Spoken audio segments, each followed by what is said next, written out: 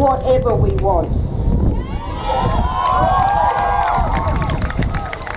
We need the community to realise that women have the right to be safe. Let's continue to live our lives big and bold and everywhere.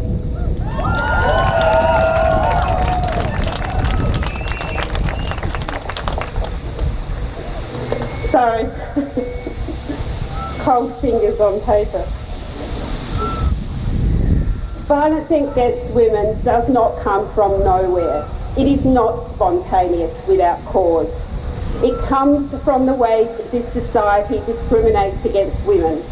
It is about putting us in our place. It is about trying to make us live in fear, compliant and quiet. How we stop this is to stop misogyny, stop discrimination against women.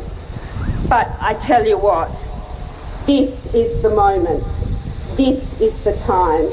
We have a Prime Minister that takes our breath away as she speaks with eloquence and power about misogyny in our political processes. We have destroyed the joint, standing up against misogyny in the media. Looking around me tonight, surrounded by women from across the community, I believe we have the strength and the numbers to make it loud and clear that we demand the right to live our lives free of violence and abuse. Tonight we stand together and say no to all violence committed against women in our community.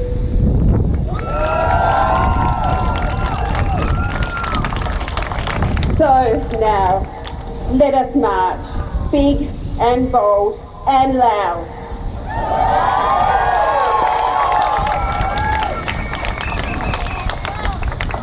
Thank you very much, Vanessa. There's a couple of things that are going to happen before we march off. One, if you like these fabulous Reclaim the Night t-shirts, there's a lady here, right here, in a beautiful purple cardigan that you can buy those t-shirts from. I think they're $12.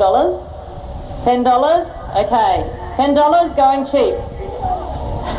12. Okay, I've been corrected. It's $12.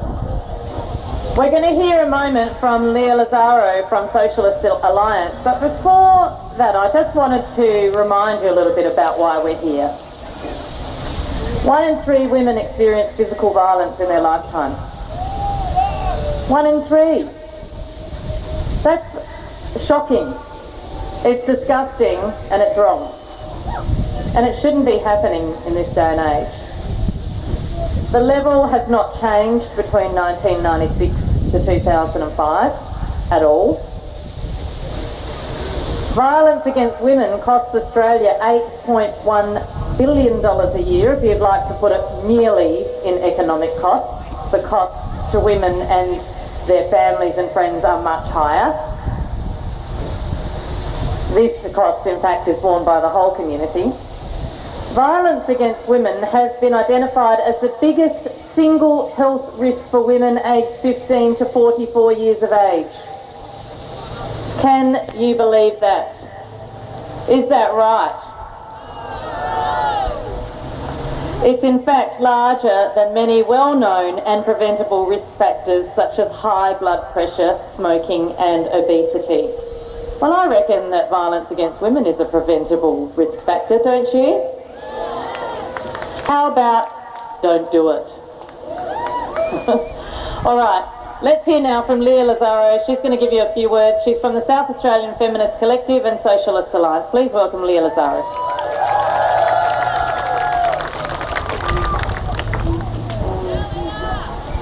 Hi, hello everybody. I'd just like to recognise the traditional owners of this land, the Kaurna people.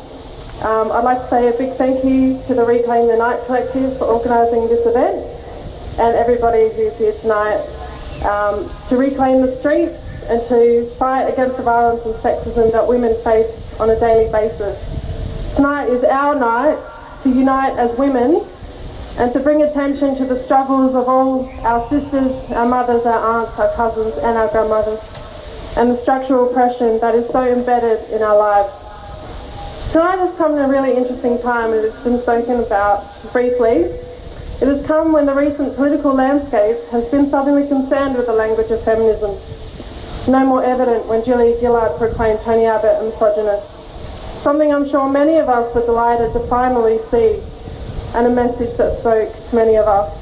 Tony Abbott, the sexist, called out in Parliament for what he really is. But what was hardly reported on that day, the same day the Senate passed through a new law cutting single parent payments by between $56 and $150 a week, which will mostly affect women from already marginalised sections of our society. And as a single mother myself, I was outraged at that blatant contradiction. Further entrenching poverty is violence against women. So when we rejoice at Julia Gillard's speech against sexism, let us take it for what it really is. Fighting against sexism is not about making one speech in Parliament and in the same day attacking some of the most vulnerable women in our society. The reason Julia Gillard was able to make that speech was because of the feminist movements of the past, was because of the feminist freedom fighters who struggled and fought for women's liberation for centuries. Women have been saying for a long, long time that discrimination against women and sexism does not just exist in a bubble. We are subject to oppressive gender norms at all levels of society, and it is completely institutionalised. In the home, in the workforce, the media, the judiciary, religious and educational institutions, and of course in Parliament. How else do we explain some of the statistics that were touched on? That women still only earn 82% of a male's wage. That the majority of unpaid work is done by women. That the majority of sexual violence is perpetrated by men against women. That many a women's complaint of harassment and violence is not taken seriously by the police.